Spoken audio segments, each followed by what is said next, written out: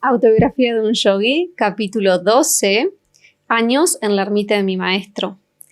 Estamos grabando este capítulo nuevamente desde el ashram de Swami Shivananda, acá en Kerala, en el sur de la India. Y hoy, al ser un capítulo bastante más largo, lo vamos a grabar desde la mismísima habitación para que haya menos interrupciones de la afuera. Todos los capítulos tengo la intención de mostrarles un poquito de la India, así que bueno, hoy nos vamos a resguardar. «Has venido», me dijo Sri Yukteswar, saludándome desde la piel de tigre en la cual estaba sentado en su antesala de balcones. Su voz y sus modales eran fríos, sin emoción alguna. «Sí, amado maestro, estoy aquí para seguirle», y arrodillándome toqué sus pies. «¿Cómo puede ser si ignoras mis deseos?» «No desde ahora, Guruji. Sus deseos serán mi ley». «Eso está mejor. Ahora ya puedo asumir responsabilidad sobre tu vida». «Con gusto le cedo semejante problema, maestro». «Entonces, mi primera petición es que regreses a tu hogar con tu familia. Deseo que ingreses a la universidad en Calcuta, donde debes continuar tu educación». «Muy bien, señor», respondí, ocultando mi consternación. «¿Me perseguirán por años los importunos libros? Primero mi padre y ahora Sri Yukteswar. Algún día irás a Occidente. Su pueblo prestará más atención a la antigua sabiduría de la India si el extraño instructor hindú posee un grado universitario». «Usted sabe lo que es mejor, Guruji». Mi tristeza desapareció. Su referencia acerca de Occidente me parecía incomprensible y remota, pero la oportunidad para complacer a mi maestro por medio de la obediencia era vitalmente inmediata. «Estarás cerca, en Calcuta. Ven a verme cuando tengas tiempo. Todos los días, si es posible, maestro. Acepto gustosamente su autoridad en todos los detalles de mi vida, con una condición». «¿Sí?» «Que me prometa revelarme a Dios». Se inició un debate verbal que duró 1 hora. La promesa de un maestro no puede ser falseada y por lo tanto no se otorga a la ligera. Las implicaciones de semejante compromiso abren un vasto panorama metafísico. Un gurú debe estar estrechamente unido con el Creador antes de que pueda obligarle a aparecer. Yo presentía la divina unión de Sri Yukteswar y, como discípulo suyo, estaba decidido a aprovechar esa ventaja. «Eres de una naturaleza exigente». Luego, el compasivo asentimiento del maestro se expresó así: «Que tu deseo sea mi deseo». La sombra de una vida entera se esfumó de mi corazón. La vaga búsqueda aquí y allá había concluido. Había encontrado al fin a mi eterno refugio bajo el amparo de un verdadero gurú. «Ven, te mostraré la ermita». Mi maestro se levantó de su tapete de piel de tigre. Miré a mi de alrededor y mi vista sorprendida cayó sobre un retrato adornado con jazmines que estaba en un muro. «¿Lahiri Mahasaya?», exclamé con asombro. «Sí, mi divino gurú». La voz de Sri Yukteswar era vibrante y reverente. Su estatura superaba, como hombre y como yogi, a la de cualquier otro maestro cuya vida estuvo al alcance de mis investigaciones. Silenciosamente me incliné ante el familiar retrato y desde el fondo de mi alma le rendí pleitesía al maestro sin par que, además de bendecir mi infancia, había guiado mis pasos hasta ese momento. Conducido por mi maestro, caminé por la casa y el jardín. La ermita era espaciosa, antigua y bien construida con sólidos pilares, en torno a un patio. Las paredes exteriores estaban cubiertas de musgo. Las palomas volaban sobre el tejado gris, compartiendo sin ceremonias las habitaciones del ashram. En la parte posterior había un bonito jardín, con árboles frutales de nanjea, mango y plátano. Balcones con balaustradas en las habitaciones superiores daban frente al patio por 3 lados de la casona de 2 pisos. Un espacio vestíbulo de columnas y elevado techo se usaba, según me decía mi maestro, principalmente durante las festividades anuales del Durga Puja. Una estrecha escalera conducía a la sala de Sri Yukteswar, cuyo pequeño balcón daba a la calle. El ashram estaba sobriamente amueblado. Todo era allí sencillo, limpio y práctico. Había algunas sillas, bancas y mesas de estilo occidental. Mi maestro me invitó a pasar allí la noche. Una cena con curry vegetal nos fue servida por 2 jóvenes discípulos que recibían su entrenamiento espiritual en la ermita. Guruji, dígame algo sobre su vida. Yo estaba en cuclillas, sobre una estera de paja junto a su piel de tigre. Las familiares estrellas parecían más próximas a través del balcón. Mi nombre de familia era Priya Nath Karar. Nací aquí en Serampore, en donde mi padre era un negociante próspero. Él me dejó la mansión ancestral, ahora mi ermita.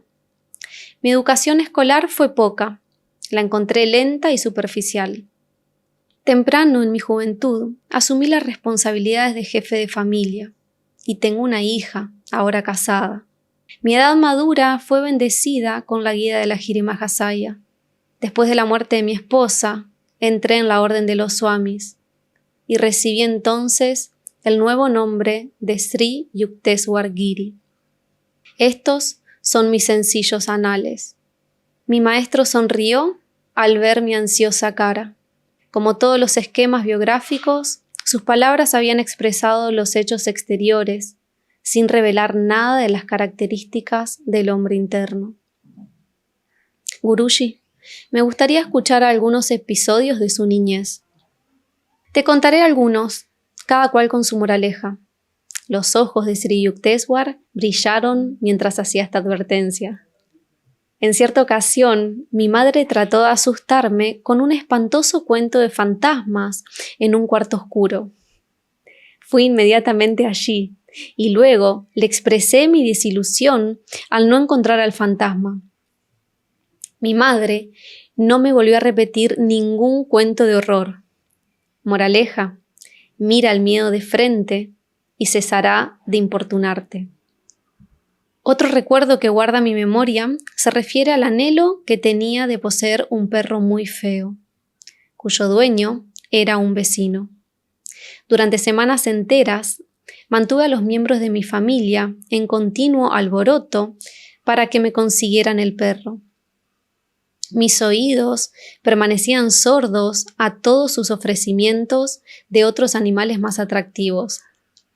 Moraleja, todo apego es cegador y presta un imaginario halo de atracción al objeto deseado.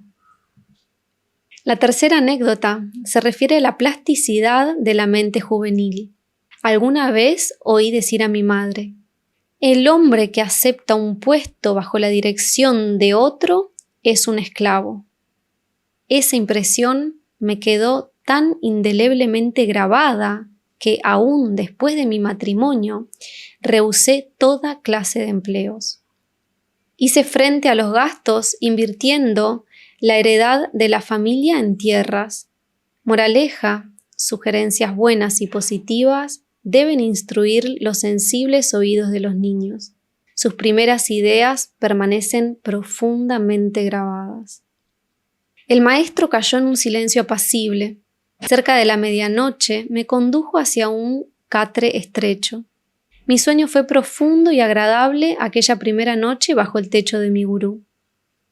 Sri Yukteswar escogió la siguiente mañana para conferirme la iniciación en Kriya Yoga. Esta técnica la había recibido yo anteriormente de 2 discípulos de la Giri Mahasaya, mi padre y mi tutor, Swami Kevalananda. Pero mi maestro poseía un poder transformador. A su contacto, una gran luz se abrió paso en mi ser, como la gloria de incontables soles ardiendo juntos. Un torrente de inefable felicidad inundó mi corazón hasta lo más profundo. Era ya muy avanzada la tarde del día siguiente, cuando logré decidirme a abandonar la ermita. Regresarás dentro de 30 días. Cuando llegué a mi casa en Calcuta, el cumplimiento de la predicción de mi maestro entró conmigo. Ninguno de mis parientes hizo las mordaces observaciones que yo había temido acerca de la reaparición del pájaro vagabundo. Subí a mi bujardilla y dirigí a mi alrededor miradas cariñosas, como ante una presencia viviente. Tú has sido testigo de mis meditaciones, de las lágrimas y tormentas de mi sadhana. Ahora he llegado al puerto feliz de mi divino maestro. Hijo, me siento feliz por los dos. Mi padre y yo nos sentamos juntos bajo la calma de la tarde. Tú has encontrado a tu maestro en la misma forma milagrosa en que yo encontré al mío. La santa mano de la Jiri Mahasaya está protegiendo nuestras vidas. Tu maestro ha resultado ser no un santo inaccesible del Himalaya, sino uno cercano. Mis oraciones han recibido respuesta. Tú no has sido alejado completamente de mi vista en tu búsqueda de Dios. Mi padre también estaba satisfecho porque iba a reanudar mis estudios formales y para ello realizó los arreglos necesarios. Al día siguiente fui inscrito en el Scottish Church College de Calcuta. Felices meses pasaron volando. Mis lectores, sin duda, se habrán hecho la perspicaz reflexión de que a mí se me veía poco en las aulas de la universidad. La ermita de Serampore me atraía de un modo irresistible. El maestro aceptó mi constante presencia sin ningún comentario. Para mi tranquilidad, rara vez hacía referencia a las clases de la universidad. Aun cuando era bien claro para todos que yo no estaba hecho para ser un buen estudiante, de tiempo en tiempo me las arreglaba para obtener una mínima calificación que me permitía pasar de curso. La vida diaria en el ashram se deslizaba tranquilamente, con muy pocas variaciones. Mi maestro se despertaba antes del amanecer y recostado en el lecho o sentado en él, entraba en el estado de samadhi. Era muy sencillo descubrir cuando el maestro había despertado por la brusca suspensión de sus estupendos ronquidos. 1 o 2 suspiros, algún movimiento del cuerpo, luego un silencioso vacío respiratorio. El maestro se hallaba sumergido en el profundo goce del yoga. El desayuno no era inmediato. Primero venía un largo paseo por el Ganges. Aquellos paseos matutinos con mi gurú, cuán reales y vívidos permanecen conmigo. En la fácil evocación de mi memoria, con frecuencia me encuentro a su lado. El temprano sol calienta el río y su voz resuena plena de auténtica sabiduría. Luego un baño, después la comida de mediodía. Su preparación, de acuerdo con las instrucciones diarias del maestro, era la cuidadosa tarea encomendada a sus jóvenes discípulos. Mi gurú era vegetariano. Antes de acogerse a la vida monástica, comía huevos y pescado. Su consejo a los estudiantes era el de seguir una dieta sencilla y adecuada a la constitución de cada uno. Mi maestro comía poco, con frecuencia arroz coloreado con cúrcuma o jugo de remolacha o espinacas, ligeramente rociado con manteca clarificada de leche de búfalo, ghee, o mantequilla batida.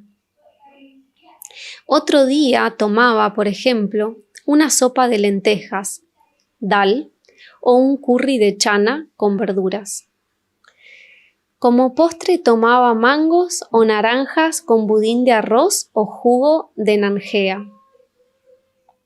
Los visitantes hacían su aparición por la tarde. Una corriente continua llegaba del mundo a la tranquila ermita. Mi gurú trataba a todas las visitas con cortesía y gentileza.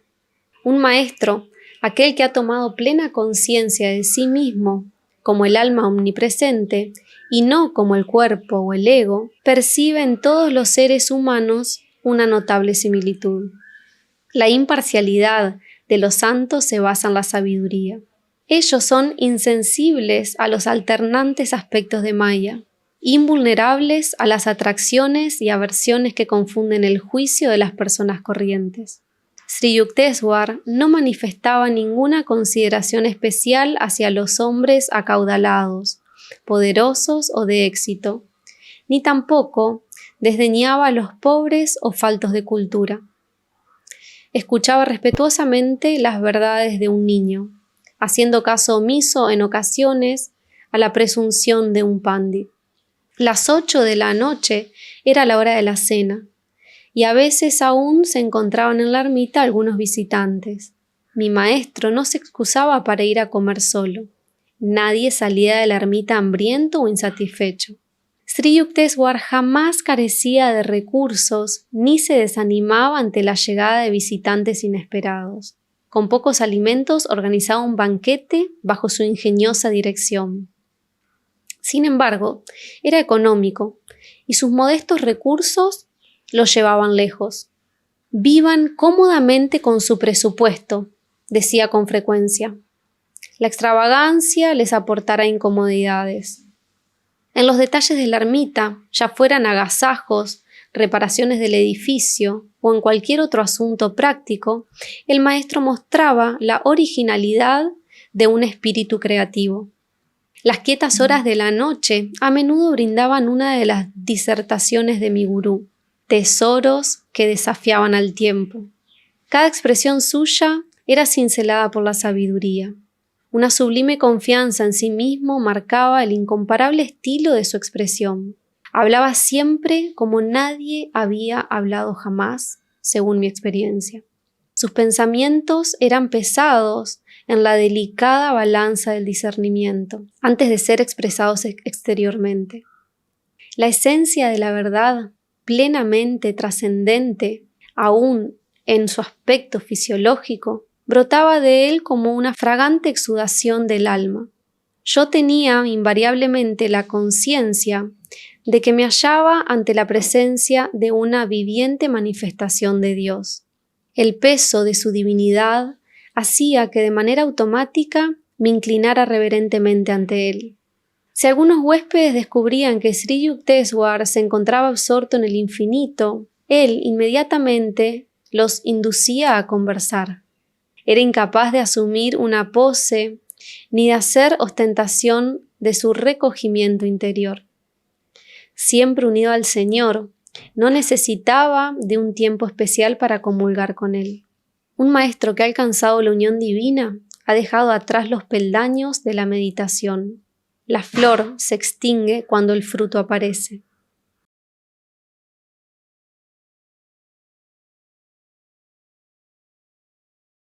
Cuando se acercaba la medianoche, mi gurú se adormecía a veces con la naturalidad de un niño. No hacía ningún gran preparativo para acostarse. Con frecuencia se recostaba, sin almohada siquiera, sobre una estrecha litera que le servía de respaldo en su habitual asiento de piel de tigre. Una discusión filosófica de toda una noche no era cosa rara. Cualquier discípulo podía provocarla por la intensidad de su interés. Nunca experimenté cansancio alguno ni deseo de dormir en aquellas ocasiones. Las vívidas palabras de mi maestro eran suficientes.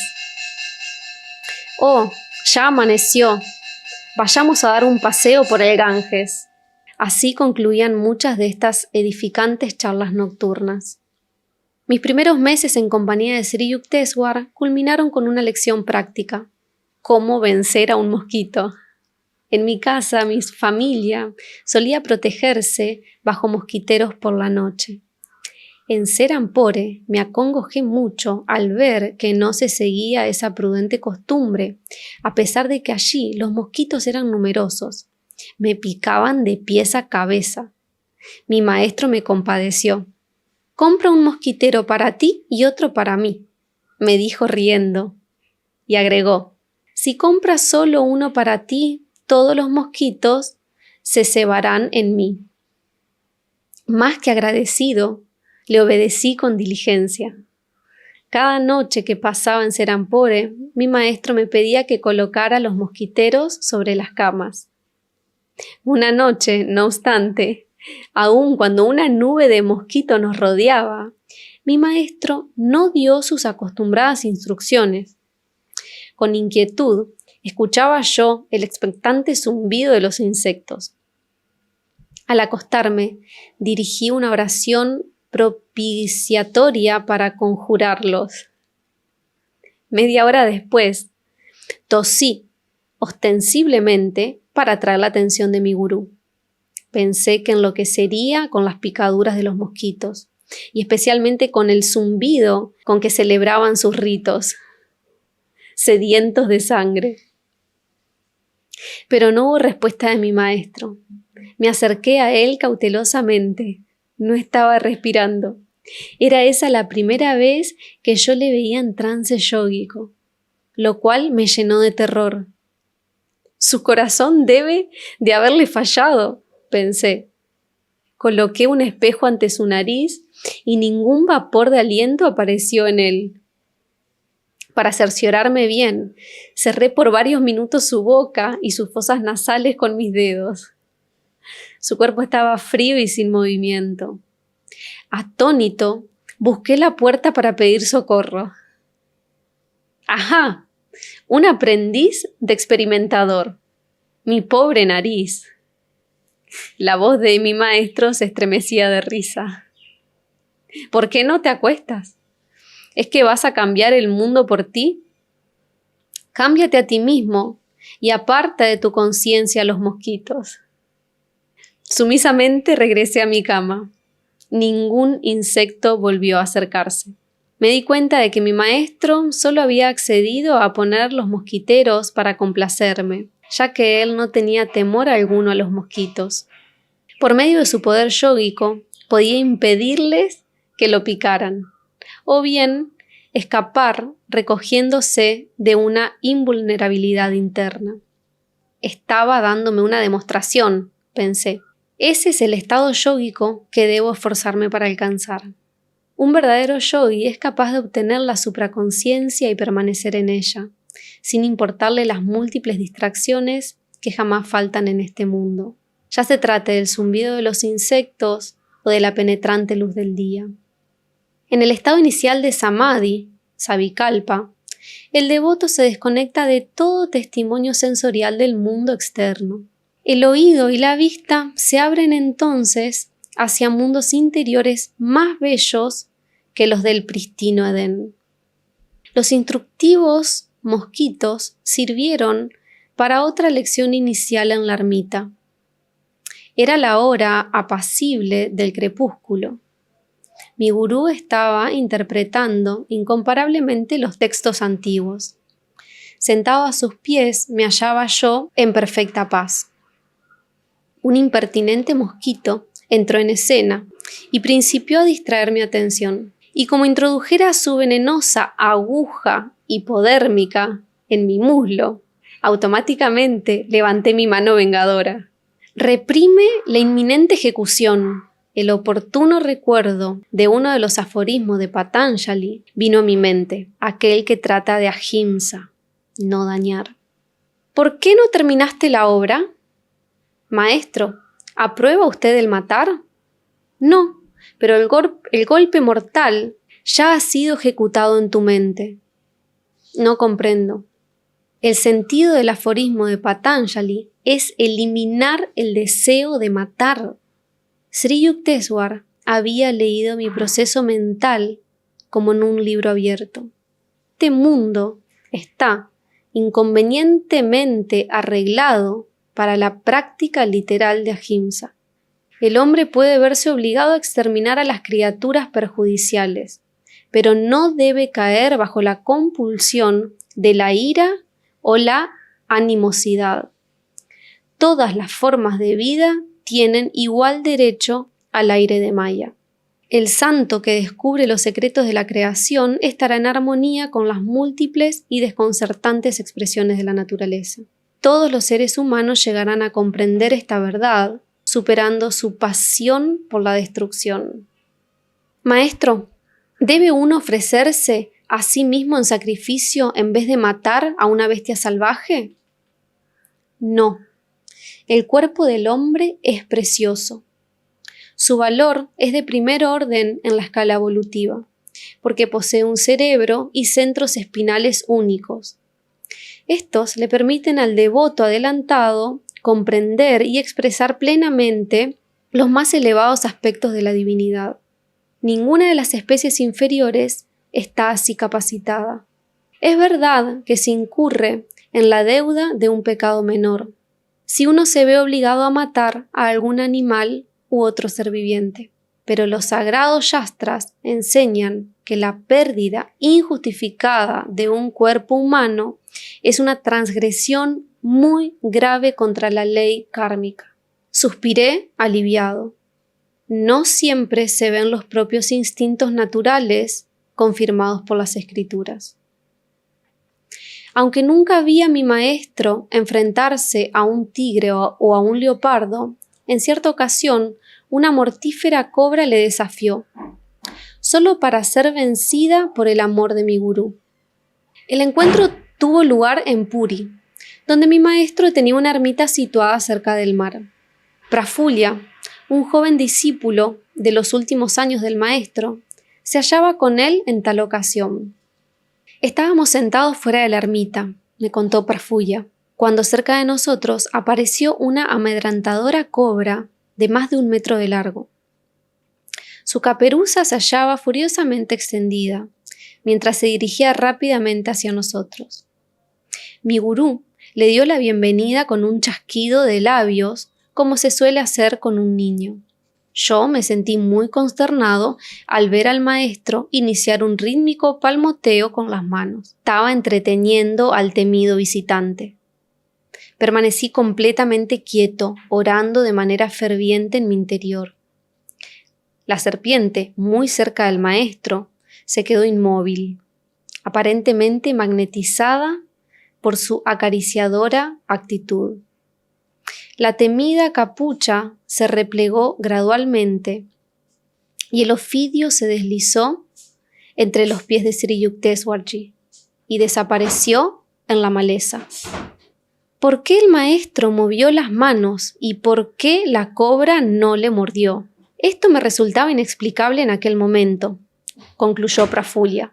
Desde entonces me he convencido de que nuestro divino gurú está más allá del temor de ser herido por cualquier criatura. Una tarde durante los primeros meses y en mi estancia en la ermita, tropecé con los ojos de Sri Yukteswar penetrantemente fijos en mí. «Estás muy delgado, Mukunda». Su observación dio en el blanco. Mis ojos hundidos y mi demacrada complexión no eran de mi agrado. Tenía numerosas botellas de tónicos en un estante de mi habitación en Calcuta, pero ninguno me servía. Una dispepsia crónica se había enseñoreado de mí desde la niñez. Ocasionalmente solía preguntarme con tristeza si valdría la pena vivir con un cuerpo tan delicado y enfermizo. Las medicinas tienen un límite, pero la divina energía vital creadora no tiene ninguno. Cree en esto. Serás sano y fuerte. Las palabras de Sri Yukteswar me convencieron instantáneamente de que yo podía aplicar con éxito esa verdad en mi propia vida.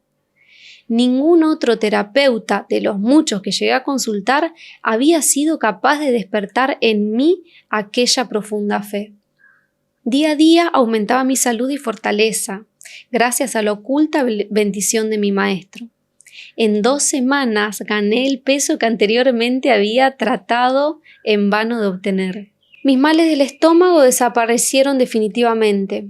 En ocasiones posteriores tuve el privilegio de presenciar las curaciones divinas realizadas por mi gurú en personas que padecían de tuberculosis, diabetes, epilepsia o parálisis. Hace algunos años yo también quise aumentar de peso, me contó Sri Yukteswar poco tiempo después de que me hubo curado. Durante la convalecencia de una grave enfermedad visité a la Giri Mahasaya en Benares. Señor, he estado muy enfermo y he perdido mucho peso. Veo, Yukteswar, que aceptaste enfermarte y ahora consideras que estás delgado. Esta respuesta estaba muy lejos de la que yo esperaba. Sin embargo, mi gurú me dijo, animándome: Veamos, estoy seguro de que te sentirás mejor mañana. Mi receptiva mente interpretó sus palabras como un indicio de que él me sanaría secretamente. A la mañana siguiente llegué a él exclamando, lleno de regocijo: «Señor, hoy me siento mucho mejor». «Ciertamente, hoy te has dado energía a tú mismo». «No, maestro», repliqué, «ha sido usted quien me ha ayudado. Esta es la primera vez en muchas semanas que siento algo de energía». «Oh, desde luego. Tu enfermedad ha sido grave. Tu cuerpo está aún débil. ¿Quién puede decir cómo te sentirás mañana?» El solo pensamiento de volver a sentirme débil me produjo un estremecimiento de temor. Al día siguiente apenas pude arrastrarme hasta la casa de la Giri Mahasaya. «Señor, nuevamente estoy enfermo».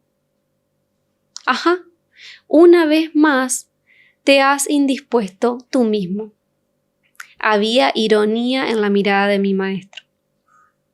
«Gurudeva, ahora me doy cuenta de que todos los días se ha estado usted burlando de mí». Mi paciencia se había agotado. «No comprendo por qué no cree en mis sinceras palabras. En verdad son tus pensamientos los que han hecho que, de manera alternante, te sientas fuerte o débil». Mi maestro me miró con afecto. «¿Ya has visto cómo tu salud sigue exactamente el curso de tus expectativas subconscientes?» El pensamiento es una fuerza como la electricidad y la gravitación. La mente humana es una chispa de la suprema conciencia de Dios. Podría demostrarte que cuanto tú poderosamente llegue a creer con gran intensidad, sucederá instantáneamente. Sabiendo que la Giri Mahasaya nunca hablaba en vano, me dirigí a él con gran respeto y gratitud. «Maestro, si yo pienso que estoy sano y que he vuelto a ganar mi antiguo peso, ¿así sucederá?» «Así es, aún en este mismo momento». Mi maestro habló con gravedad, concentrando su mirada en mis ojos. Instantáneamente sentí un aumento no solo de vigor, sino también de peso. La Giri Mahasaya se recogió en el silencio. Después de algunas horas me incliné a sus pies y regresé a la casa de mi madre, en donde yo vivía durante mis visitas a Benares. «Hijo mío, ¿qué te pasa? ¿Te estás poniendo hidrópico?» Mi madre no podía creer lo que veía. Mi cuerpo era ahora de las mismas robustas dimensiones que tenía antes de mi enfermedad. Me pesé y descubrí que en un solo día había recuperado aproximadamente 22 kilos, los cuales han permanecido conmigo hasta la fecha.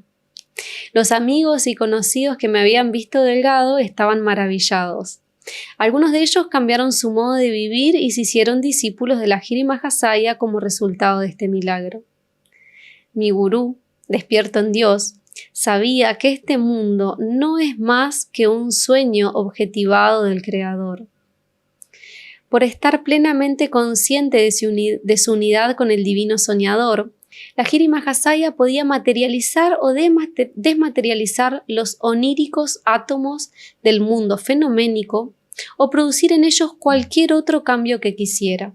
Toda la creación está gobernada por leyes, terminó diciendo Sri Yukteswar. Las que se manifiestan en el mundo exterior, descubiertas por los científicos, se denominan leyes naturales. Pero hay leyes más sutiles que rigen los planos espirituales ocultos y el reino interior de la conciencia. Esas leyes pueden conocerse a través de la ciencia del yoga.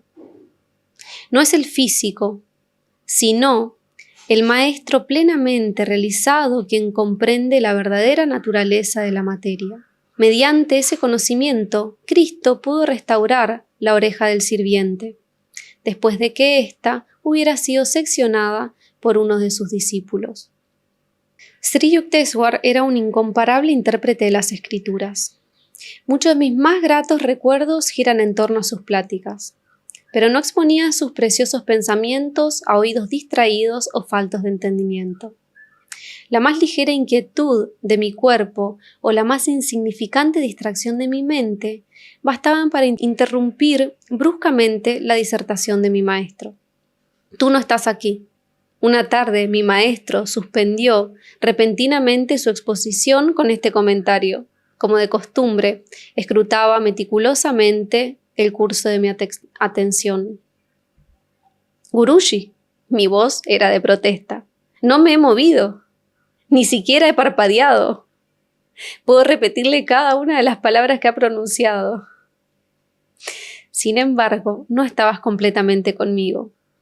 Tu objeción me obliga a decirte que en el fondo de tu mente estabas creando 3 instituciones. Un selvático retiro en una llanura, otro en la cima de una colina y un tercero junto al mar. En verdad, aquellos pensamientos formulados por él habían estado presentes en mi mente de forma casi subconsciente. Le miré con aire de disculpa. ¿Qué puedo hacer con un maestro tal, capaz de captar mis más errátiles fantasías? Tú me has dado ese derecho. Las sutiles verdades que te estoy exponiendo no pueden ser absorbidas sin una completa concentración, salvo que sea necesario. Yo no invado la reclusión de la mente de los demás. El hombre tiene el privilegio de vagar secretamente entre sus pensamientos. Ni siquiera el Señor penetra allí de no ser invitado, y tampoco me aventuraría yo a entrometerme. Siempre es usted bienvenido, maestro. Tus sueños arquitectónicos se materializarán más adelante. Ahora es tiempo de estudiar. De esta manera incidental, mi gurú me reveló, en su estilo sencillo, su conocimiento de estos 3 importantes eventos de mi vida. Desde mi más tierna juventud, tenía yo enigmáticas visiones de esas 3 construcciones, cada una en un entorno diferente. En el orden exacto en que las enumeró Sri Yukteswar, dichas visiones fueron tomando finalmente forma. Primero vino la fundación de la escuela de yoga para niños en una llanura de Ranchi. Después, la sede central americana en una colina de Los Ángeles. Y finalmente, una ermita en Encinitas, California, frente al vasto océano Pacífico.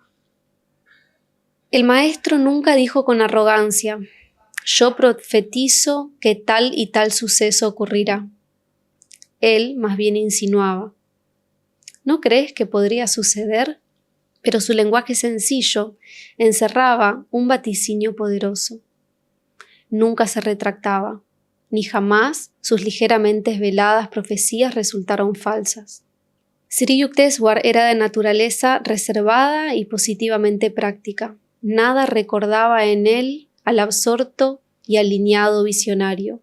Sus pies descansaban firmemente sobre la tierra, mientras su cabeza permanecía anclada en el cielo. La gente práctica despertaba su admiración. La santidad no es sinónimo de estupidez. Las percepciones divinas no son incapacitantes, solía decir. La activa expresión de la virtud da nacimiento a la más aguda inteligencia. A mi maestro no le gustaba hablar sobre los reinos suprafísicos. Su única aura maravillosa estaba constituida por una simplicidad absoluta. En su conversación evitaba hacer referencias sorprendentes y en la acción era siempre expresivo y libre. Muchos instructores hablaban de milagros, pero no podían realizar uno solo. Sri Yukteswar rara vez mencionaba las leyes sutiles, pero secretamente operaba con ellas a voluntad. El hombre que ha alcanzado la unión con Dios no hace ningún milagro sin recibir previamente una sanción interna, decía mi maestro. Dios no desea que los secretos de su creación sean revelados promiscuamente. Además, cada individuo tiene el inalienable derecho al libre albedrío. Los santos no violan esa independencia. El silencio habitual de Sri Yukteswar era causado por su profunda percepción del infinito. No le quedaba tiempo para las interminables revelaciones que ocupan los días de los instructores que no han percibido a Dios. Las escrituras hindúes dicen: en los hombres superficiales, el pececillo de los pensamientos provoca mucho alboroto.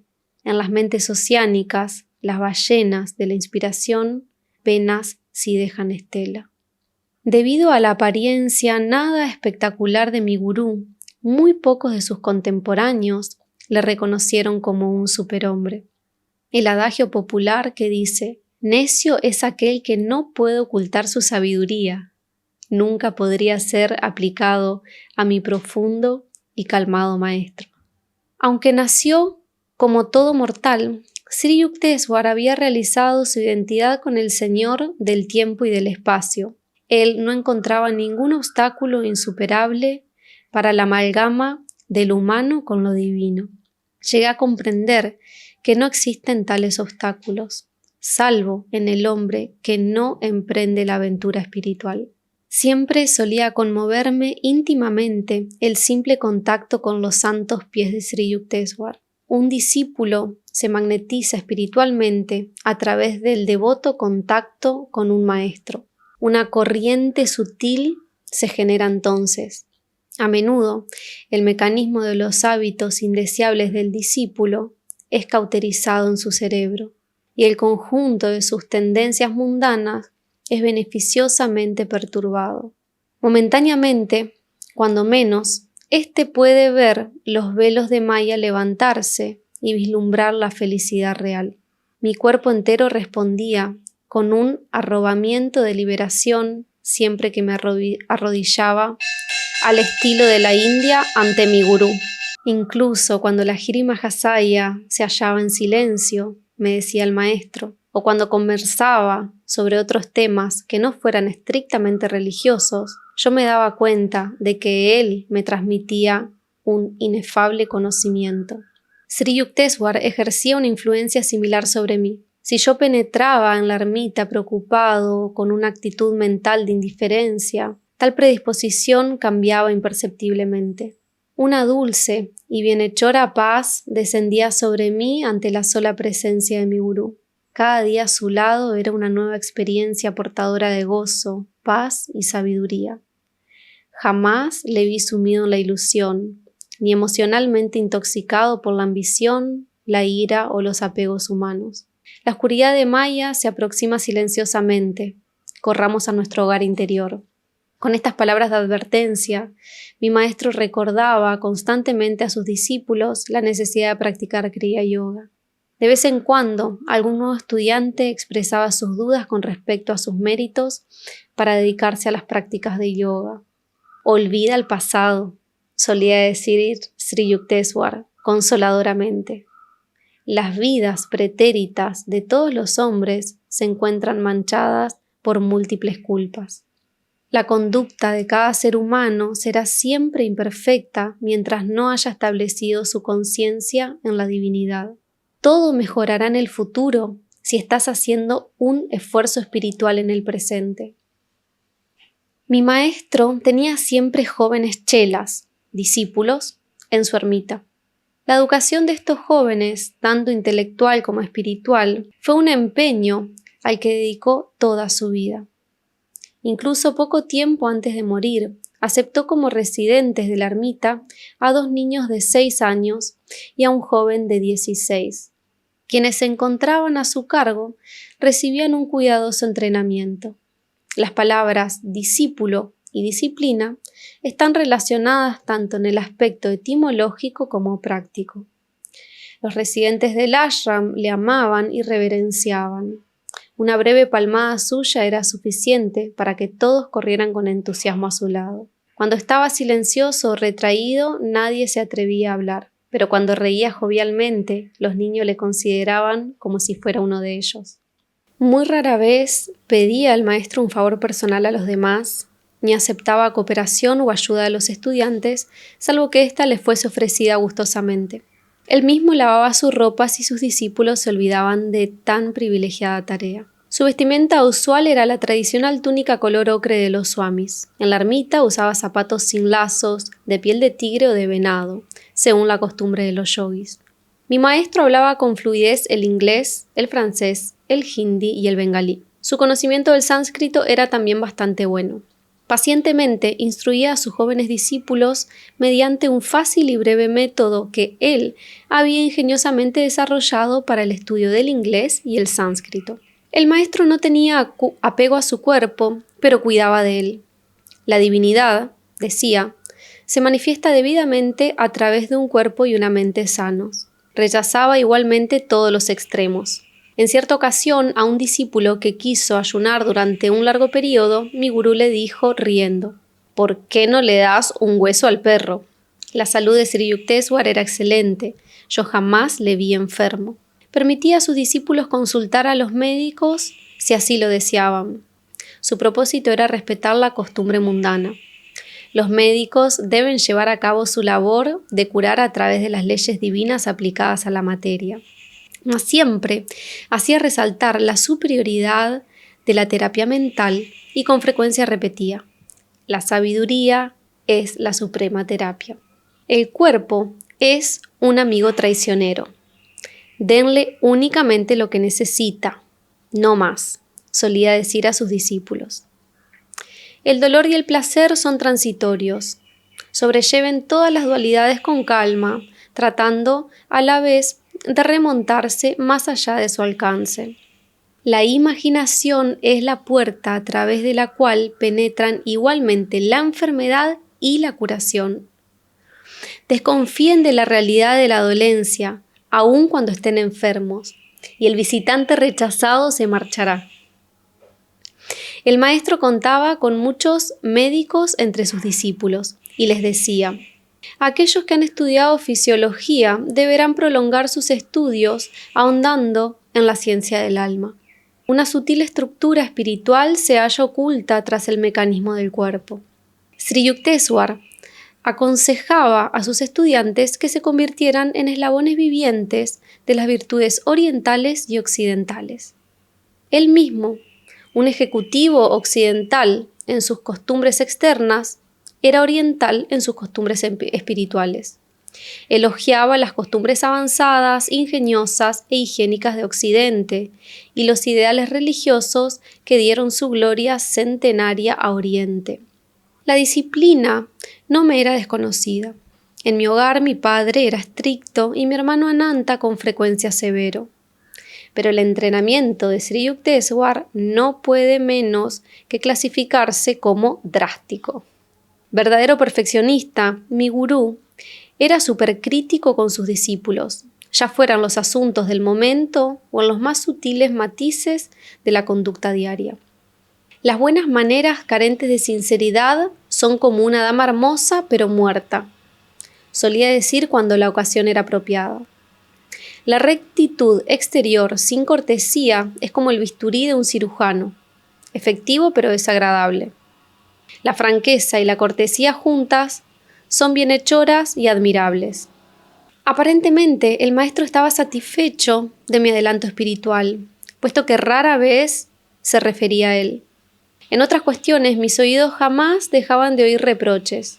Ser distraído, dar rienda suelta de vez en cuando a momentos de melancolía, no observar ciertas reglas de etiqueta y mi manera de actuar, ocasionalmente sin métodos, constituían mis principales faltas.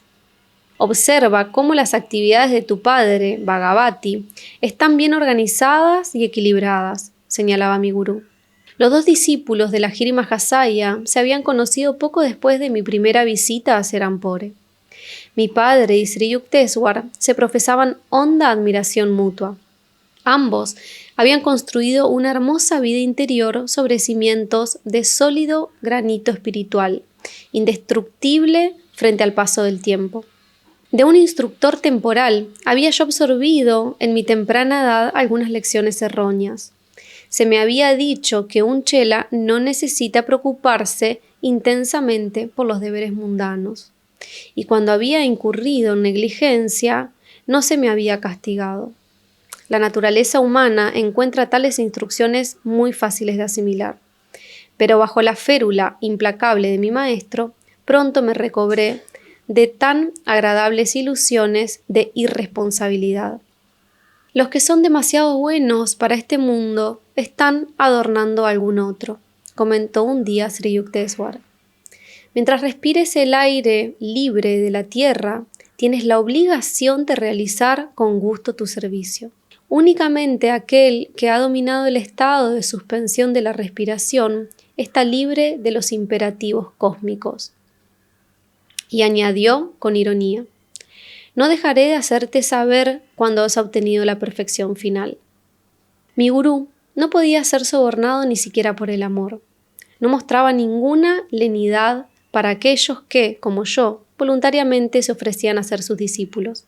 Ya fuera que mi maestro y yo nos hallásemos rodeados de sus estudiantes o por extraños, o estuviésemos los dos a solas, siempre hablaba con claridad y me reconvenía con agudeza. Ni un solo rasgo de superficialidad o inconsistencia escapaba a su censura. Ese trato demoledor del ego era difícil de soportar, pero yo estaba resuelto a permitir que Sri Yukteswar alisara todas las arrugas psicológicas de mi ser. Mientras él trabajaba para conseguir esta titánica transformación, muchas veces me doblé bajo el peso de su mazo disciplinario.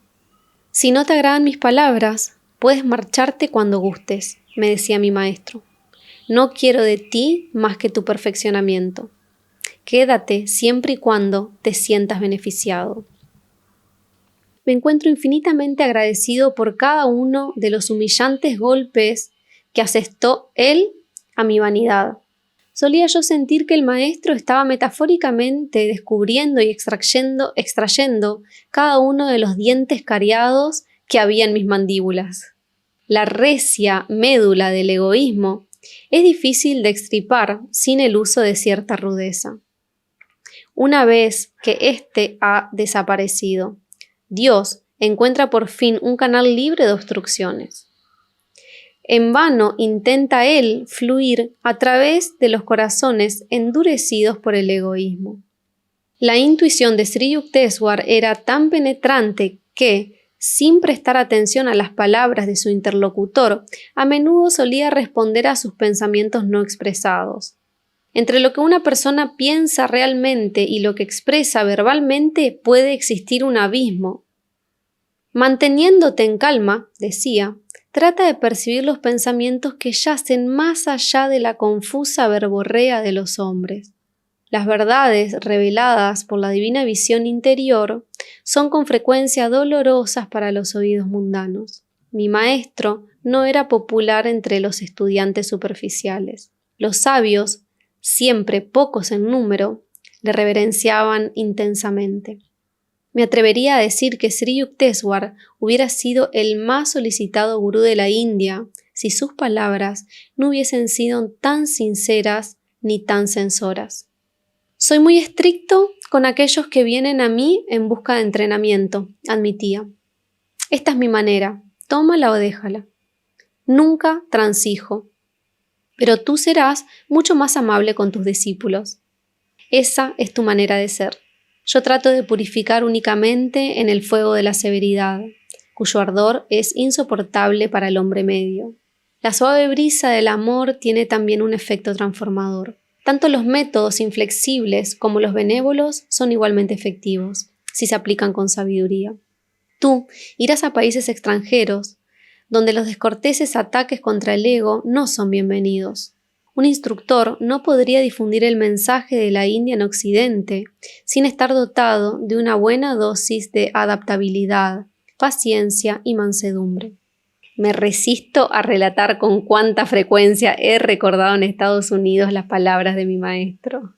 Aun cuando el lenguaje directo de Sri Yukteswar impidió que grandes multitudes le siguieran durante su permanencia en la tierra, su espíritu continúa viviendo hoy en el mundo a través de un creciente número de sinceros estudiantes que siguen sus enseñanzas. Los guerreros como Alejandro Magno buscaron dominar territorios conquistados. Los maestros como Sri Yukteswar tienen un dominio más grande, las almas humanas. Era costumbre de mi maestro el señalar las insignificantes faltas de sus discípulos con una gravedad portentosa. Un día mi padre vino a Serampore a presentar sus respetos a Sri Yukteswar. Probablemente esperaba recibir algunas palabras de encomio sobre mí. Pero grande fue su desazón al oír una larga enumeración de mis imperfecciones. Mi padre corrió a verme. Por las observaciones de tu maestro pensé que te encontrarías sumido en el fracaso, exclamó, sin saber si reír o llorar. La única causa del descontento de Sri Yukteswar esa vez era que yo había estado tratando de convertir a cierto hombre al sendero espiritual. No obstante, haberme él sugerido amablemente que no lo hiciera. Indignado, busqué rápidamente a mi gurú. Me recibió con los ojos bajos, como convicto de su falta. Esta fue la única vez que vi al divino león sumiso ante mí. Ese momento único fue saboreado con toda intensidad. Señor, ¿por qué me ha juzgado tan despiadadamente ante mi desconcertado padre? ¿Acaso era justo? No lo volveré a hacer, me dijo Sri Yukteswar en tono de disculpa. Al instante quedé desarmado. Qué fácilmente el gran hombre confesaba su falta, aun cuando nunca más volvió a inquietar la mente de mi padre. Mi maestro continuó sin descanso, diseccionando mi comportamiento en cualquier momento y lugar que le pareciera conveniente. Algunos discípulos nuevos se unían frecuentemente a Sri Yukteswar en una crítica detallada de los demás. Creíanse sabios como el gurú, modelos de discernimiento sin tacha. Pero aquel que toma la ofensiva no debe estar indefenso. Los mismos censores huían precipitadamente tan pronto como el maestro disparaba públicamente en su dirección algún comentario incisivo procedente de su análisis crítico. Las sensibles debilidades interiores que se sublevan ante el más mínimo roce de censura se asemejan a regiones corporales enfermas, las cuales se retraen incluso al ser tratadas con delicadeza. Tal era el gracioso comentario de Sri Yukteswar acerca de los huidizos estudiantes. Muchos discípulos poseen una imagen preconcebida de un gurú, a través de la cual juzgan las palabras y acciones de él. Semejantes personas se quejaban con frecuencia de no entender a Sri Yukteswar. Tampoco ustedes comprenden a Dios, repliqué en cierta ocasión. Si un santo les resultase explicable, ustedes también serían santos. Entre trillones de misterios que palpitan cada segundo en el inexplicable aire, ¿puede uno aventurarse a pedir que la insondable naturaleza de un maestro se comprenda de inmediato? Los estudiantes venían, pero generalmente se marchaban. Aquellos que deseaban un cómodo sendero pleno de simpatía inmediata y de reconfortantes reconocimientos, no lo encontraban en nuestra ermita. Mi maestro ofrecía su amparo y su guía eterna, pero muchos discípulos mendigaban también un mezquino bálsamo para su ego. Y era así como partían, prefiriendo, en lugar de la humildad, las incontables humillaciones de la vida. Los ardientes rayos de mi maestro, la clara y penetrante luz de su sabiduría, eran demasiado poderosos para sus dolencias espirituales. Ellos buscaban un maestro de menor estatura, quien bajo su sombra aduladora les permitiera el plácido sueño de la ignorancia. Durante los primeros meses junto a mi maestro, solía yo experimentar un sensible temor a sus reprimendas. Pronto descubrí que sus disecciones verbales eran practicadas exclusivamente en quienes, como yo, habían solicitado recibir su disciplina. Si cualquier estudiante herido protestaba, Sri Yukteswar, sin ofenderse, guardaba silencio. Jamás había ira en sus palabras, sino solamente una impersonal sabiduría. Las reconvenciones de mi maestro no se dirigían a los visitantes ocasionales, a quienes rara vez señalaba sus defectos, ni siquiera a los más notables. Pero hacia aquellos estudiantes que buscaban su consejo, Sri Yukteswar sentía una verdadera responsabilidad. Valiente es, en realidad, el gurú que emprende la obra de transformar el crudo metal del ego impregnado de materialidad. La valentía de un santo proviene de la compasión que siente por los seres, desconcertados por Maya, quienes a causa de su ceguera caminan por el mundo dando traspiés. Cuando hube abandonado todo resentimiento interno, encontré una considerable disminución de mis castigos. De una manera muy sutil, el rigor del maestro se transformó en una relativa clemencia. Con el tiempo derribé todas las murallas de racionalizaciones y reticencias subconscientes, tras las cuales se escuda generalmente la personalidad humana. La recompensa fue una espontánea armonía con mi gurú. Entonces comprendí que era confiado, considerado y calladamente afectuoso, aunque no solía ser demostrativo ni expresar verbalmente su afecto. Mi propio temperamento es principalmente devocional. Fue desconcertante para mí al comienzo descubrir que mi gurú, saturado de jnana, pero aparentemente privado de bhakti, se expresaba solo en términos de una fría matemática espiritual. Pero cuando me adapté a su naturaleza, descubrí que no había disminución, sino más bien un incremento en mi devoción a Dios. Un maestro que ha alcanzado la realización del ser es plenamente capaz de guiar a sus discípulos a lo largo de las líneas esenciales del carácter de cada uno de ellos. Mi relación con Sri Yukteswar era, en cierto sentido, inarticulada y, sin embargo, estaba imbuida de una oculta elocuencia. A menudo solía yo descubrir su silenciosa huella impresa en mis pensamientos, lo cual hacía innecesaria toda expresión verbal.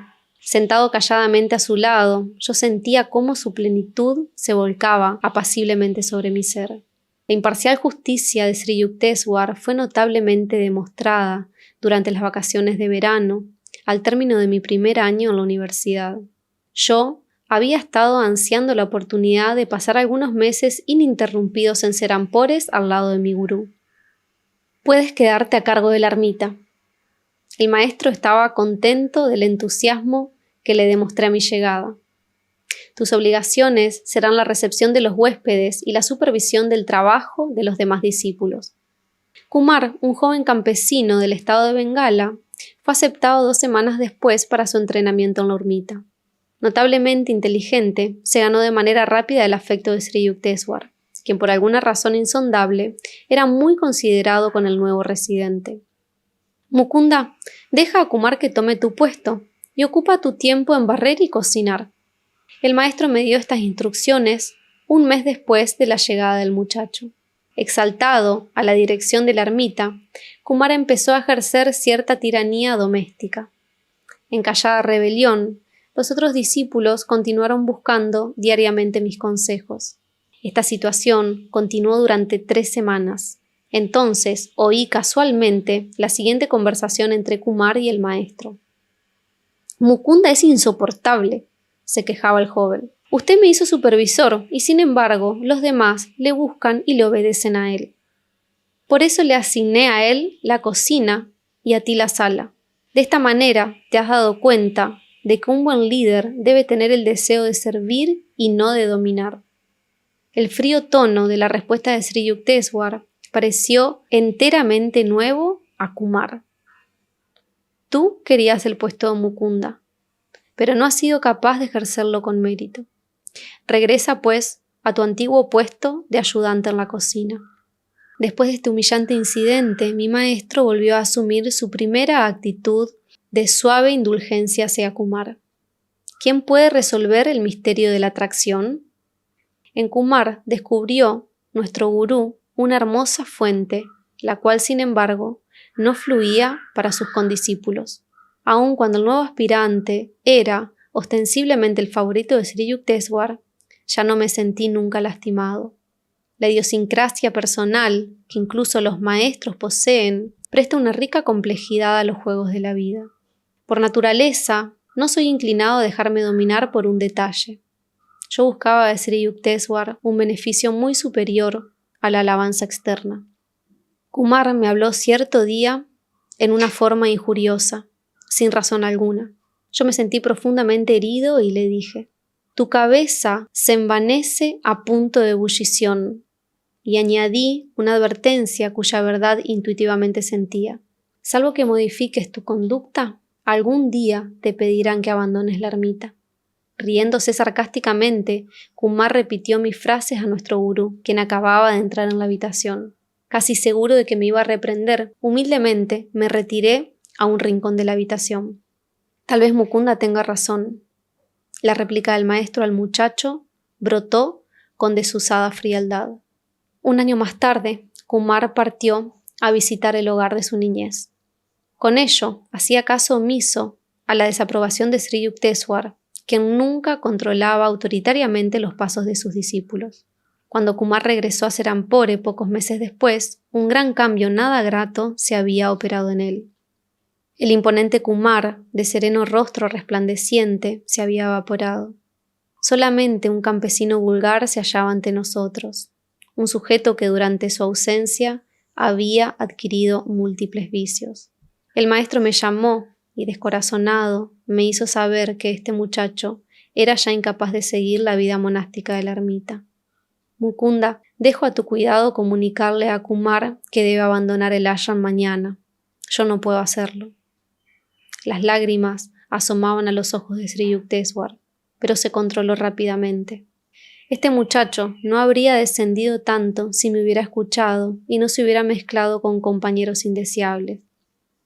Ha rechazado mi protección y el cruel mundo aún deberá continuar siendo su maestro.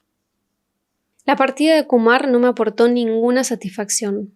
Con triste asombro me preguntaba cómo una persona con poder suficiente para ganarse el afecto de un maestro puede responder tan fácilmente a las atracciones mundanas.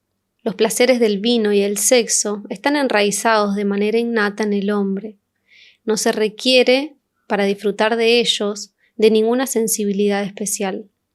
Las trampas de los sentidos se asemejan a la verde y fragante adelfa, colmada de flores rosadas. Cada parte de la planta es venenosa. El supremo bálsamo yace en el reino interior, el cual se halla rebosante de la felicidad que tan ciegamente busca el hombre en miles de direcciones exteriores. La aguda inteligencia es una espada de doble filo, dijo mi maestro en cierta ocasión, refiriéndose a la brillante mentalidad de Kumar. Puede usarse constructiva o destructivamente, como un cuchillo, para cortar el lazo de la ignorancia o para degollarse uno mismo. La inteligencia puede guiarse rectamente solo cuando la mente ha reconocido la imposibilidad de escapar a la ley espiritual. Mi maestro se relacionaba libremente con los discípulos, hombres y mujeres, tratándolos a todos como sus hijos. Percibiendo solo la igualdad de sus almas, no mostraba nunca distinciones o parcialidades. En el sueño, ustedes no saben si son hombres o mujeres, decía. Así como un hombre vestido de mujer no se convierte en una mujer. Así el alma, ya sea que represente el papel de hombre o de mujer, permanece inalterada. El alma es la pura e inmutable imagen de Dios. Sri Yukteswar nunca rechazaba o culpaba a la mujer como causa de la caída del hombre. Él afirmaba que el hombre constituye también una tentación para la mujer. En cierta ocasión le pregunté a mi maestro por qué un gran santo de la antigüedad había dicho que la mujer era la puerta del infierno. Alguna muchacha debió de causarle mucha turbación en la primera etapa de su vida, contestó el maestro cáusticamente. De otra manera, tendría que haber acusado no a la mujer, sino a alguna imperfección de su autocontrol. Si algún visitante osaba narrar un cuento picaresco en la ermita, mi maestro guardaba un indiferente silencio. No se permitan ser azotados por el látigo provocador de un hermoso rostro, decía a los discípulos. ¿Cómo pueden los esclavos de los sentidos gozar del mundo? Los sutiles matices de éste se hallan fuera del alcance de ellos mientras se hunden en el fango primitivo. El hombre poseído de pasiones elementales pierde todo discernimiento refinado. Los estudiantes que buscaban escapar de la ilusión del sexo, que proviene de Maya, recibían de Sri Yukteswar pacientes y comprensivos consejos. Así como el hambre, no la gula, tiene un propósito legítimo, así el instinto del sexo ha sido creado por la naturaleza para la propagación de la especie, y no para suscitar insaciables deseos, solía decir. Destruyan ahora los malos deseos. De otra manera, les perseguirán después de que el cuerpo astral se escape de su prisión física. Aun cuando la carne sea débil, la mente debe permanecer constantemente firme. Si la tentación los asalta con inusitada violencia, vénzanla por medio del análisis impersonal y de la voluntad férrea. Toda pasión natural puede ser dominada. Conserven sus poderes, sean como el espacioso océano y absorban serenamente todos los tributarios ríos de los sentidos. Los deseos de placeres sensoriales son como perforaciones en el depósito de la paz interior y permiten que las vitales aguas se desperdicien en la árida tierra del materialismo. El compulsivo y activamente impulso del mal deseo es el mayor enemigo de la felicidad del hombre. Caminen por el mundo como leones del autocontrol. No permitan que las ranas de las debilidades sensuales los importunen. El verdadero devoto es finalmente liberado de todas sus compulsiones instintivas, transformando su necesidad de afectos humanos en aspiraciones de Dios solamente. Así nace en él un amor único, porque es omnipresente. La madre de Sri Yukteswar vivía en el distrito de Rana Mahal, en Benares, en donde visité por primera vez a mi gurú. Agraciada, dulce y bondadosa, era ella, sin embargo, una mujer de resueltas opiniones. Un día que estuve en el balcón de su casa, observaba yo a la madre y al hijo hablando juntos. A su quieta y apacible manera, mi maestro trataba de convencer a su madre de algo. Aparentemente no lo consiguió, puesto que su madre movía la cabeza vigorosamente en señal de negativa. No, no, hijo mío, ahora vete. Tus palabras sabias no son para mí, yo no soy tu discípula. Sri Yukteswar se retiró sin ningún comentario, como un niño regañado. Me conmovió el gran respeto que profesaba hacia su madre, incluso ante actitudes irracionales de ella. Ella seguía mirándole como a su pequeño hijo y no como a un sabio. Había cierto encanto en aquel pequeño episodio, pues a través de él pude apreciar un nuevo aspecto de la desusada naturaleza de mi maestro, internamente humilde y exteriormente inflexible. Las reglas monásticas no permiten que un swami retenga sus conexiones con los lazos mundanos después de haber hecho sus votos formales. No puede celebrar los ritos ceremoniales para la familia, que son obligatorios para los hombres de hogar. Sin embargo, Shankara, el antiguo reorganizador de la orden de los swamis, hizo caso omiso de tales prescripciones. A la muerte de su amada madre, incineró su cuerpo con un fuego celeste que él hizo surgir de su propia mano. Sri Yukteswar también hizo caso omiso a estas restricciones, aunque en forma menos espectacular. Cuando su madre murió, él preparó los servicios crematorios a orillas del Ganges, en Benares, y dio de comer a muchos brahmines, de acuerdo con las costumbres que regían para los hombres de familia. Las prohibiciones yástricas fueron hechas con el objeto de ayudar a los swamis a vencer las estrechas ataduras de toda identificación.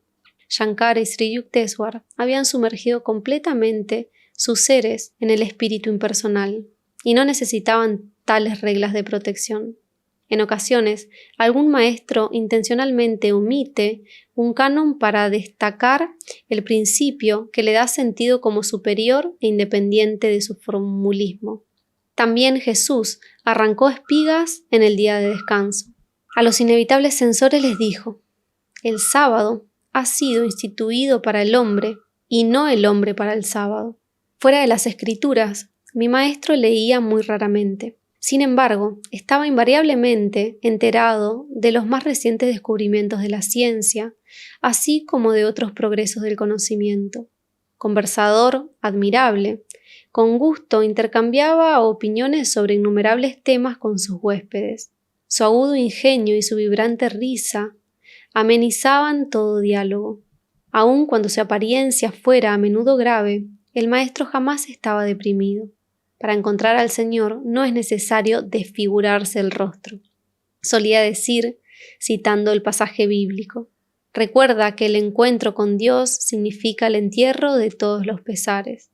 Entre los filósofos, profesores, abogados y científicos que visitaban la ermita, muchos llegaban por primera vez esperando encontrarse con un dogmático religioso.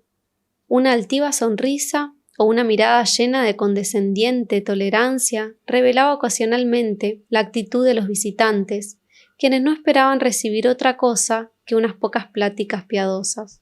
Mas, Luego de haber charlado con Sri Yukteswar y descubierto que él poseía conocimientos precisos acerca de sus respectivas especialidades, los visitantes se mostraban reticentes a abandonar su compañía.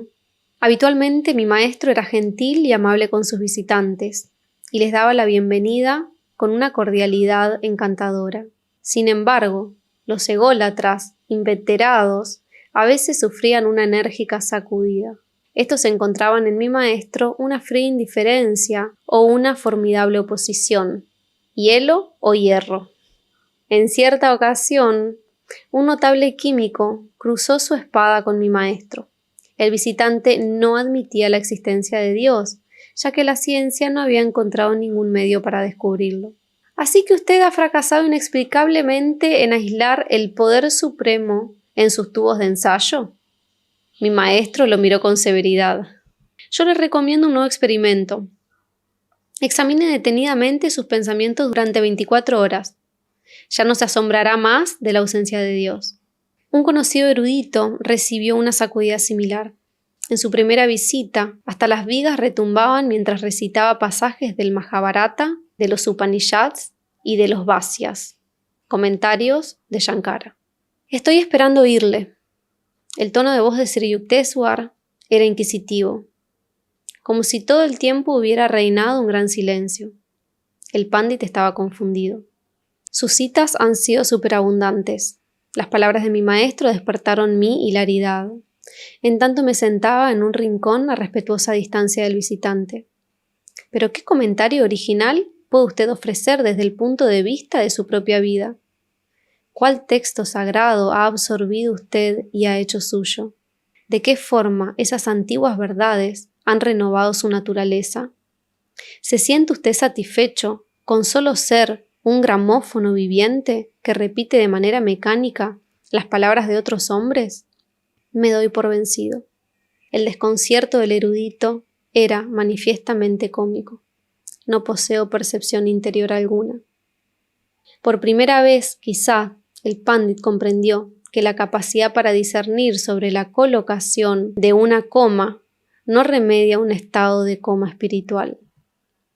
Estos vanidosos eruditos sin vida husmean indebidamente la lámpara del saber, ignorando sus preceptos, comentó mi gurú tras la partida del escarmentado visitante.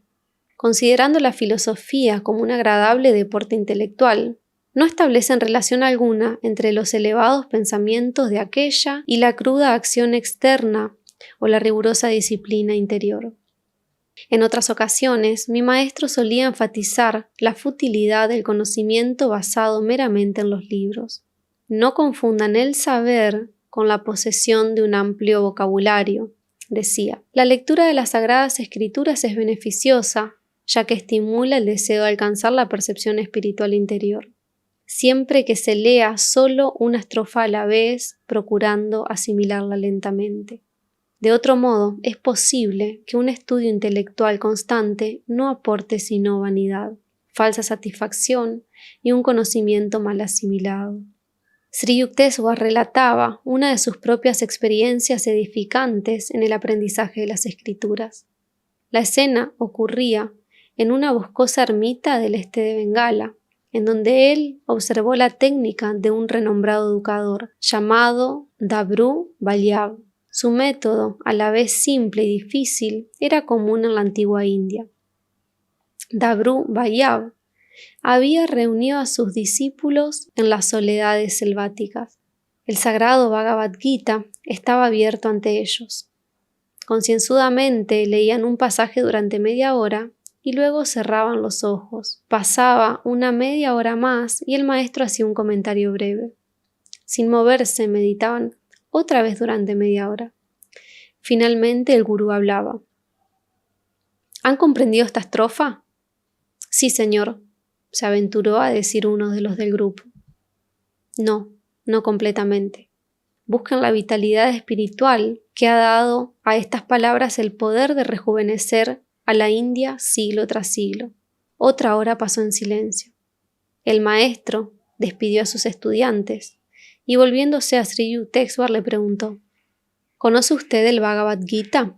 No, señor, realmente no. aun cuando mis ojos y mi mente han recorrido sus páginas muchas veces. Cientos de personas me han contestado de una manera muy diferente. El gran sabio sonrió a mi maestro bendiciéndole.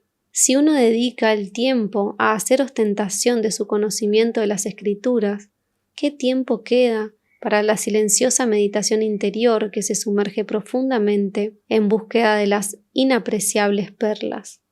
Sri Yukteswar dirigía el estudio de sus discípulos por el mismo método de enfocar con intensidad la mente en un solo punto a la vez. La sabiduría no se asimila con los ojos, sino con los átomos, decía. Cuando la convicción de una verdad no esté únicamente en tu cerebro, sino en todo tu ser, entonces quizás podrás dar testimonio de su significado. Él solía disuadir al discípulo de la tendencia a construirse un conocimiento bibliográfico como paso necesario para lograr la unión divina. Los rishis escribieron en una frase tan grandes profundidades que los comentaristas eruditos han estado ocupados en ellas durante generaciones. Observaba. Las interminables controversias literarias son para las mentes perezosas. ¿Qué pensamiento hay más liberador que Dios es? O simplemente Dios. Pero el hombre no regresa con facilidad a la sencillez. Para un intelectual raramente Dios es suficiente. Requiere más bien de un conjunto de pomposos postulados y su ego se deleita ante su capacidad de captar semejante erudición. Las personas orgullosamente conscientes de su riqueza o posición en el mundo con frecuencia se ven obligadas, en presencia de mi maestro, a agregar la humildad a sus demás posesiones. Un magistrado de la localidad llegó una vez para una entrevista con mi maestro a su ermita cercana al mar, en Puri. El hombre tenía fama de despiadado y podía, si lo deseaba, privarnos de nuestro ashram. Hice ver a mi maestro esta posibilidad, pero él permaneció sentado con un aire indiferente y ni siquiera se levantó para saludar al visitante. Ligeramente nervioso, me coloqué en cuclillas cerca de la puerta. El visitante se tuvo que conformar con una caja de madera para sentarse, ya que mi maestro no me mandó a traerle una silla. Aun cuando el magistrado obviamente esperaba que su importancia fuese ceremoniosamente reconocida, sus expectativas quedaron insatisfechas. Principió una discusión metafísica. El huésped, confuso, erró en sus interpretaciones de las Escrituras. Al fallar su exactitud, se despertó su ira. ¿Sabe usted que yo logré el primer lugar en los exámenes para obtener la licenciatura en letras? La razón le había abandonado, pero aún podía gritar. Señor magistrado, ¿olvida usted que esta no es una sala de su corte?, replicó mi maestro sin alterarse. Por sus infantiles comentarios, uno pensaría que su carrera en la universidad no fue notable. Un grado universitario, en todo caso, no está relacionado con la percepción interior védica. Los santos no se producen de a montones cada semestre, como los contadores. Después de un silencio abrumador, el visitante soltó una sincera carcajada y dijo humildemente: «Este es mi primer encuentro con un magistrado celestial».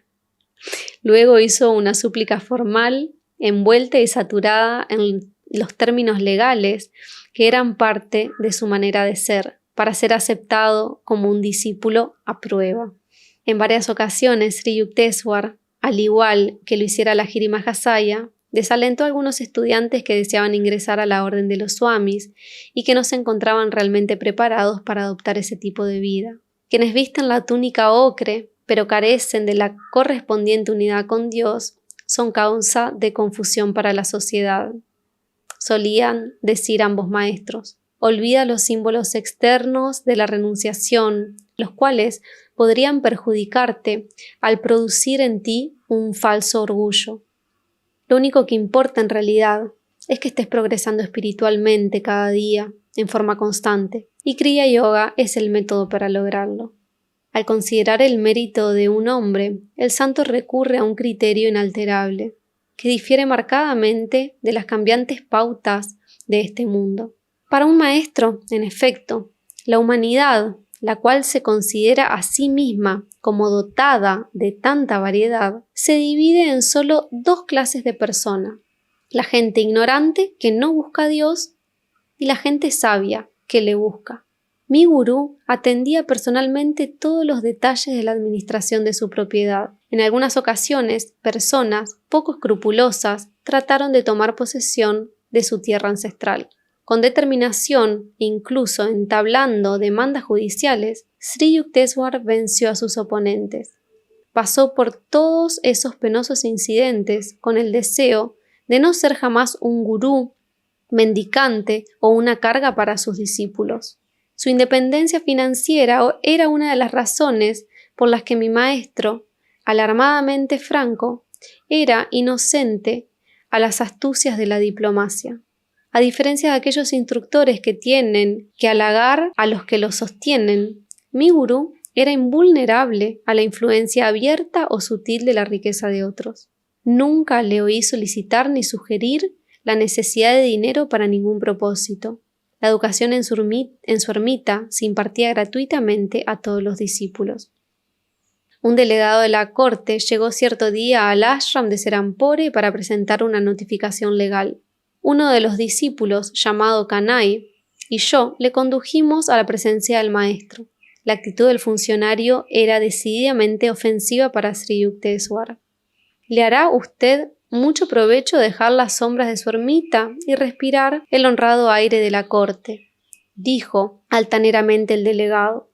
Yo no me pude contener y le dije: otra palabra insolente por su parte bastará para que lo arroje al suelo. Y avancé hacia él amenazante. ¡Oh, miserable!, gritó también Kanai. ¿Cómo se atreve usted a pronunciar tales blasfemias en este sagrado recinto? Pero mi maestro se interpuso protectoramente delante de su ofensor. No se exciten ustedes por tan poca cosa. Este hombre está únicamente cumpliendo con su deber. El funcionario, desconcertado por esta variada recepción, presentó sus excusas y rápidamente se retiró. Era realmente asombroso ver a un maestro de tan arrolladora voluntad permanecer en aquella calma. Él era un ejemplo de la definición védica de un hombre de Dios. Más suave que la flor cuando se trata de amabilidad, más potente que el rayo cuando los principios están en juego. Siempre hay en el mundo quienes, como dice Browning, no toleran la luz siendo ellos mismos oscuros. Cuando ocasionalmente algún extraño zahería a Sri Yukteswar por alguna ofensa imaginaria, mi maestro, imperturbable, escuchaba atenta y cortésmente, analizándose a sí mismo para comprobar si había alguna brizna de verdad en lo que aquel individuo le decía. Esos episodios traían a mi mente una de las inimitables observaciones de mi maestro. Hay personas que tratan de ser altas cortando la cabeza a los demás. La invulnerable compostura de un santo es impresionante, más allá de toda descripción. Más vale hombre paciente que valiente. Mejor dominarse que conquistar ciudades. Con frecuencia me he hecho la reflexión de que mi majestuoso maestro pudo fácilmente haber sido un emperador o un conquistador que sacudiera el mundo, si su mente se hubiera concentrado en la fama o en el éxito mundano. Pero, en lugar de ello, había escogido acometer contra las ciudadelas interiores de la ira y del egocentrismo, cuya conquista revela la verdadera grandeza de un ser humano.